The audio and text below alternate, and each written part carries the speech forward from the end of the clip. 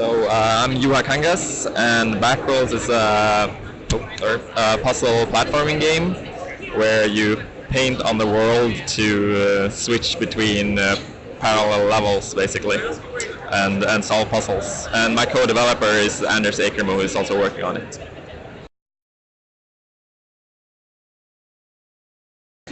So we were in a competition or a game jam 8 years ago, where we got some art, and based on that we wanted to do something with painting.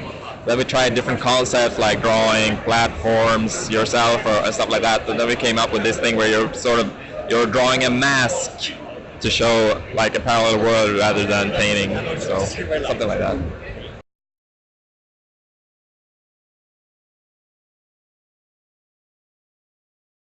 Well, I think during the time we were making it, there were like other games that came out during the time where that caused some big changes. For example, the game used to be linear at one point, and then we decided, okay, then I think it was like Fest or stuff like that came out, so we were like, okay, we should make it more open.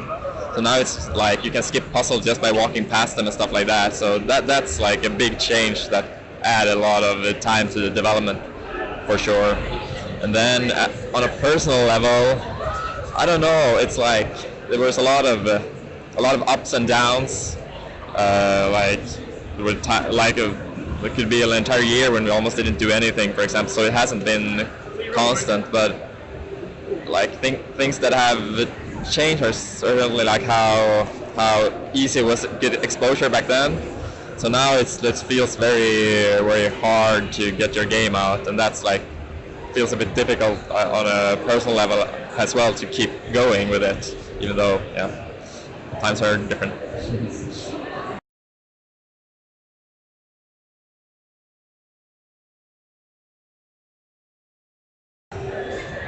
I don't know. It's like it's hard to say. Like the games we worked on are very different.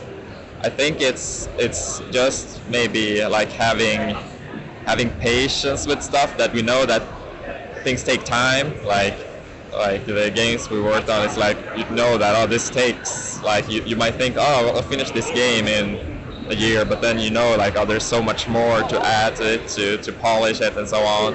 So that's a good experience to have. But then as the game itself, it's like that's like one of the reasons that I personally moved away from AAA, for example, is that I wanted to make something very different. So then you have to learn new stuff, and that's what I want as well. So one of the early inspirations for us is an Irish movie called The Secret of Kells, an animated movie, and that was like a big inspiration for us that we looked at, and then we kind of looked at some other things like there was Samurai Jack and just these kind of things that have like a flat art style, like just purposefully don't want any depth on it.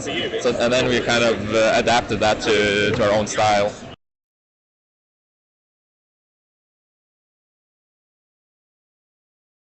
Well, so when we put out a demo in 2012,